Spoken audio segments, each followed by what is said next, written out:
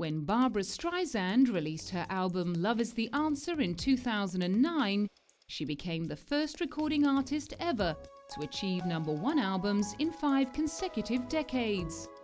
The multi-talented singer, songwriter, actor and filmmaker has broken so many records that she can deservedly be called a phenomenon. Speaking at the Elysee Palace, where she received the Officer of the Legion of Honor Award in 2007, she outlined what it is that keeps her performing. I leave with a sense of inspiration and responsibility as an artist to always tell the truth, and as a citizen to try and create a world of justice, compassion, equality and peace, one with a little more music and a little more joy.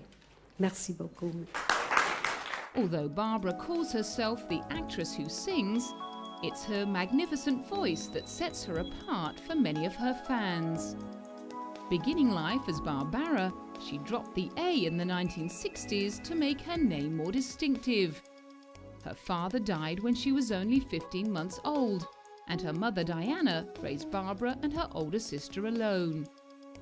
Barbra sang to support her family while she was still a teenager, but her first serious singing gig was at the Lion, a gay bar in Manhattan's Greenwich Village. At the age of 22, her portrait graced the cover of Time magazine, thanks to the runaway success of Funny Girl at the Winter Garden Theatre. The musical introduced 2 songs that would become her signature pieces, People and Don't Rain on My Parade. Highly prolific, Barbra has recorded 35 studio albums, sung in musicals, and appeared in many television music specials. In the 1970s, she was also prominent in the pop charts with a number of top 10 songs. In 1985, she returned to her Broadway roots, and in the 1990s, she took time out from her singing to concentrate on the acting career she had always desired. Her legions of fans were thrilled when she finally announced in 1993 she would hold her first public concerts for 27 years. What began as a New Year's Eve event turned into a multi-city tour that took in England, and British fans were overjoyed to have her all to themselves, although tickets were far from cheap. Barbra was one of the highest paid concert performers in history. Well, she has a marvellous nose, she's a woman, she's Jewish and she's very rich. What more could you want? How much did you pay for her ticket? 105, because it was the only one left, but I'd certainly have gone for a lot more. My husband's over there looking at me, but I would have gone for a lot more. I got my ticket 6 o'clock in the morning, and I would have queued all night. I came with sleeping bags, the lot. Barbra has always been an inspiration for up-and-coming performers, especially women. Celine Dion, who won an Academy Award for her Titanic hit My Heart Will Go On, was scheduled to sing with her heroine at the Grammy Awards in 1998. It was to be a much-anticipated meeting of extraordinary voices, but unfortunately Barbra had to cancel due to illness. In 2000, she once again worried her devoted fans by announcing that her upcoming world tour would be her last concert series. Despite her status as one of the most experienced performers in the entertainment industry, she still suffered from terrible pre-concert nerves. It's so nice to be back home in New York. Thank you so much. Celebrities joined the throng in New York's Madison Square Garden, the last venue of her mini farewell tour, which had kicked off in Los Angeles only the week before, and everyone was on the edge of their seats. We've been more excited today almost than we have been for anything else. It means to be a part of history, and to see her in the flesh and to be a part of it is just, there's not going to be another night like this.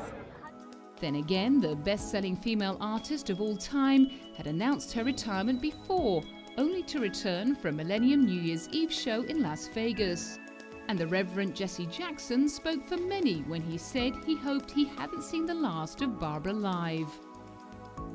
this cannot be the conclusion. There must be an encore. Between the divine within her and the public outcry on the outside, we demand an encore. In 2005, she reunited with Barry Gibb from the Bee Gees to record a new CD. They'd originally teamed up in 1980 for the best-selling album Guilty, which won them both Grammy Awards. The first album was recorded in a studio, but this time round the vocals were recorded in one of Barbra's houses overlooking the ocean. To their delight, lightning did strike in the same place twice, with early sales of Guilty Pleasures pushing the album to the #2 spot behind Paul McCartney. Actually, there was a little reticence, I think, on both of our parts over the years. I think that, you know, sometimes it's nice to hit and run. It's nice to sort of do something that really works and then sort of leave it alone and move on to something else. And I think that was our first way of thinking when we did Guilty. So we weren't really in a hurry to repeat Guilty. The only way we could approach it was to treat it like we were just doing another album again and to try not to think about that first album. And to that extent, I think it worked. Luckily for her fans, Barbra's retirement from live performing proved short-lived. And in 2006, she was back giving her all in a multi-city tour of the US. She attributed her change of heart to the desire to give something back through the Streisand Foundation. Money for great charities that I believe in. You know, there's so much to be done in the world today, and certainly even medical research for women and fighting against nuclear proliferation, global warming. So many good things to do in the world that I have to raise money, you know, just call me a charity slut. Barbra's foundation has spent over $10 million on human rights, environmental campaigns, women's education and other causes close to her heart. When asked about her return to the stage, she acknowledged that age had played a large part in her decision. I mean, you know, one matures, one gets less afraid, one appreciates the fans and wanting to see me, and I want to give that back. I'm also going because I can raise more money for my foundation. At the age of 64, she set new gross records in 14 of the American arenas she played. In 2007, a tour of Europe stopped off in Berlin, and concert promoter Peter Schwenkow had to work hard to bring the star to her German fans. I insisted, I asked repeatedly, I begged, I pleaded, and I made a good offer. I've known her manager for more than 10 years, and we always jokingly said, it's never going to happen. But now it has, thank God. Barbra finished this concert series in London. Tickets went on sale for between £50 and £1,500, but none of her loving fans complained. I haven't performed here since 1994, when I began my first concert tour, and now I'm ending my first European tour in the same city, so that there's a lovely kind of symmetry, right? So, oh, thank you, and thank you so much for coming out tonight to welcome me back so warmly. Thank you.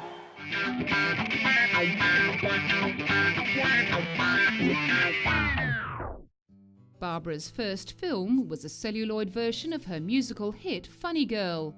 At the UK premiere, she mixed with high-class company, with royalty joining the throng to see the young star. Princess Margaret and Lord Snowdon were thrilled to meet Barbra and her co-star Omar Sharif. At just 24, she already had the bearing of a more experienced actor. But what was clear, even at this point in her career, was that she had outstanding discipline and was always willing to take creative risks. That bravery won her an Academy Award for Best Actress. She continued to act in comedies, dramas and musicals throughout the 70s, but after the disappointing All Night Long in 1981, she decided to take more control. In 1983, Barbra directed, produced and starred in the musical Yentl. and the film received 5 Academy Award nominations. In 1996, she took on multiple roles in The Mirror Has Two Faces. Produced and directed by Barbra, the romantic comedy starred her as a frumpy professor of romantic literature who changes her ways for her new husband. Critics were wary of her apparent megalomania and lukewarm about her filmmaking ability, but her fans responded with their usual enthusiasm. Jeff Bridges starred as Barbra's love interest. It's the kind of film that I like to watch. It's a mixture of comedy and drama, and it's got a lot of soul to it. The same guy who wrote The Fisher King, Richard LaGravenese, wrote this film. And it's the storyline's nothing like it, but it's that same type of mixture of the drama and comedy, and it's got that spirit. Barbra had assembled a stellar cast, including Lauren Bacall and Mimi Rogers, who rubbished rumours that working with Barbra was difficult.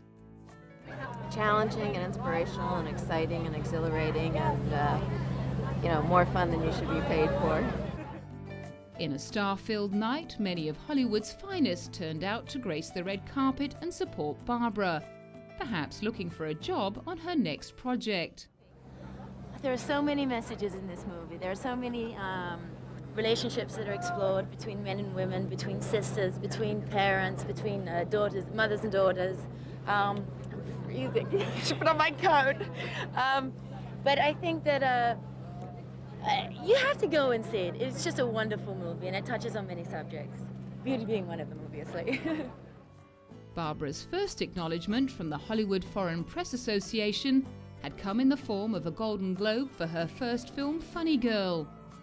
In 2002, she was honoured again with the Cecil B. DeMille Award. In recognition of her staggering achievements, the award was given for outstanding contribution to the entertainment field. Barbra was thrilled to join an illustrious list of winners like Sean Connery, Dustin Hoffman, Shirley MacLaine, and Jack Nicholson. Cecil B. DeMille Award goes to Barbra Streisand. By next year, you've all forgotten that I received this award. I promise you I'll understand, and I'll always have this to remind me of this very special honor. Thank you. A new generation of filmgoers will perhaps only know Barbra through her role in Meet the Fockers, the sequel to the runaway comedy hit Meet the Parents. After 8 years' absence from the screen, Barbra played the eccentric mother of Ben Stiller in a larger-than-life role which had echoes of Barbra's own strong character. The actress had recently endured minor surgery to remove a polyp from her colon and told the assembled press that she was persuaded to do the film by the director and producer Jay Roach. It was time to be funny, and they just really wanted me to be in it. That it was Ben wanted to be his mom, and Jay wanted to direct me, and I just thought, what the hell? I didn't have to work 5 days a week, so it wasn't. Good experience. It was fun. Yeah. Ben Stiller had featured in the first film, and he was adamant that his on-screen parents prove a good match for his obsessive father-in-law-to-be, played by Robert De Niro. He was very happy that Barbra and Dustin Hoffman agreed. Just because they're such great actors, and they, the parts were written for them, so. Dustin recounted that one of the best things about making the film was the story behind the controversial title. No, we always said fucker. We used it, and the studio would not let them use the title, I don't know if you know it, until he found a family that was named Fokker, and they had to go to Canada, and they found a Canadian family that was named Fokker, F-O-C-K-E-R, and then they found a family there are a few families called Fokker, which was the Dutch. There's a Dutch, you've heard this? It's spelled F-O-K-K-E-R, Fokker. But what kind of excites me more than anything is that they actually found some fuckings. Stop it. You're making that up. No, I am not making that up. In 2007, France awarded Barbra its highest honor to a foreigner, an officer of the Legion of Honor. President Nicolas Sarkozy, the Legion's Grand Master, waxed lyrical in his speech. Vous êtes très importante en France parce que vous êtes une artiste extraordinaire. You're very important in France because you are a remarkable artist. Mais les compliments, on les comprend dans toutes les langues. And you understand, but you can understand compliments in all languages, actually. Parce que votre voix touche le cœur de tous les Français. And you're important because your voice actually touches the heart of all the Et French. parce que vous êtes l'Amérique que nous aimons, nous les Français. Barbra is one of only very few entertainers to receive Golden Globe, Oscar, Tony, Emmy, Grammy and Peabody Awards. But she was especially touched by this award from a country that puts culture first. So I am deeply honored to be joining the playwrights, the heads of state, the artists and leaders who have accepted this honor before me. They are individuals who have made an indelible mark on the world, and I thank you so much from the bottom of my heart for including me. Previous offers of the Legion of Honor from the entertainment industry have included director David Lynch and actor-director Clint Eastwood.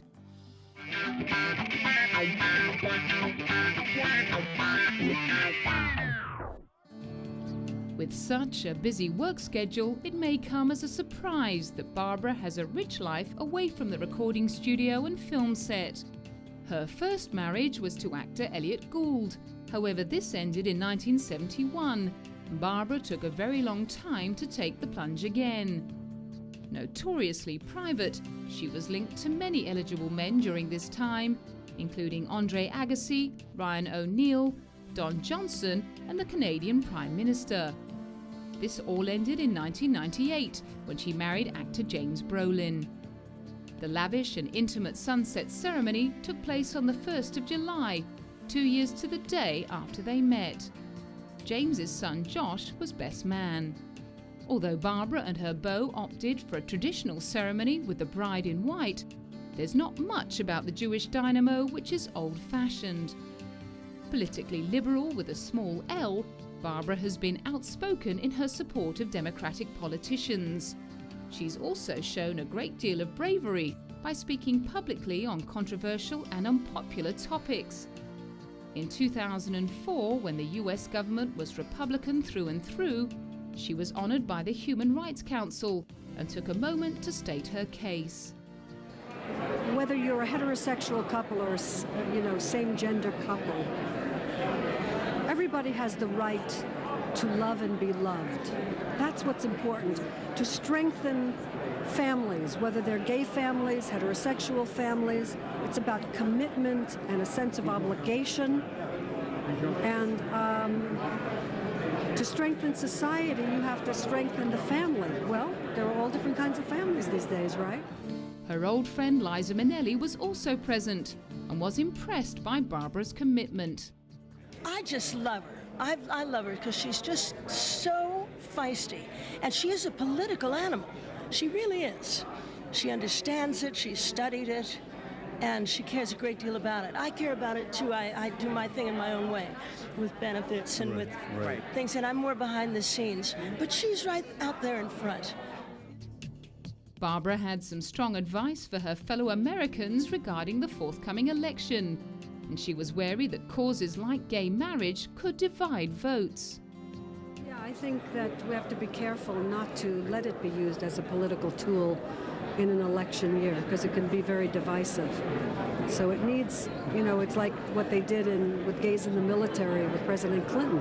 It kind of hung around him for 8 years, and somehow we can't let that happen, because it's this is a very, very important election.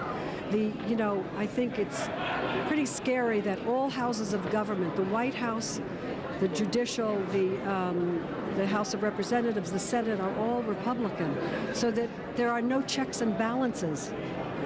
And people have to think about the power and the abuse of power that comes with that. It was no surprise then to find her and her husband at a John Kerry rally. With her fame comes influence, and she knows that her public watch her to see who she supports and may themselves follow. And she was in good company. We're grateful to each of you. Barbra, Willie, Billy. Where else? Stand up, come on, and just let everybody say thank you, please. Come on. Barbra, you hate it. Don't do it. Thank you. Thank you. Where'd Willie go? He was here a minute ago. Neil, thank you. In fact, Barbra got herself into hot water at a concert in 2006 when she was performing a comedy sketch with a George W. Bush impersonator. In response to some heckling from the crowd, she swore, a slip of the tongue which made all the major papers and television shows. For many of her fans, her forthrightness only increased her cachet.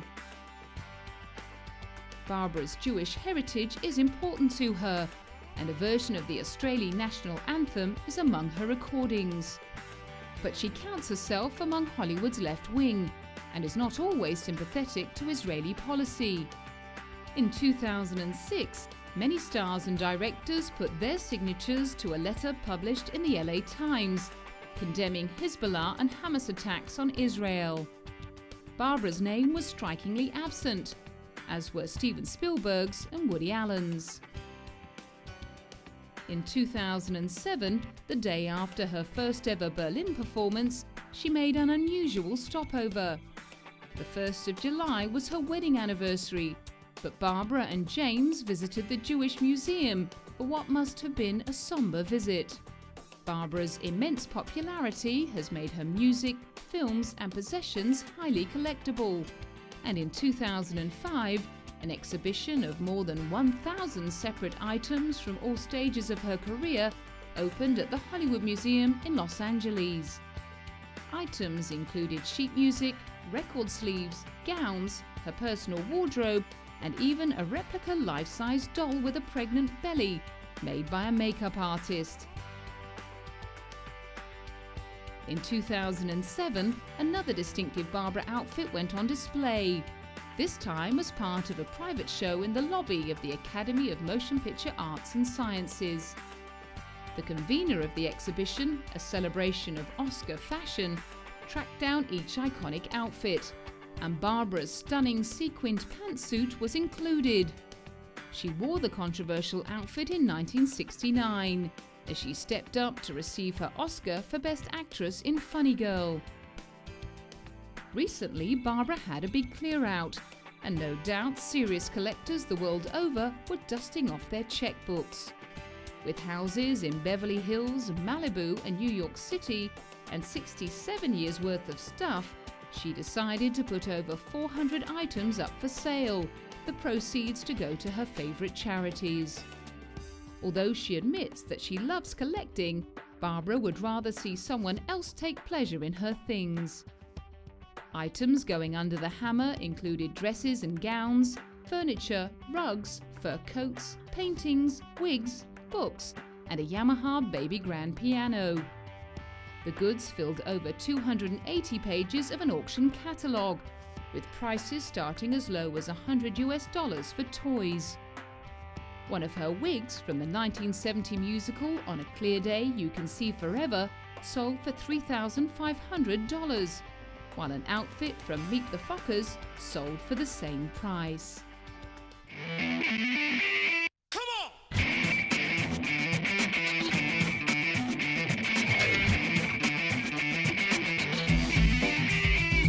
Come on!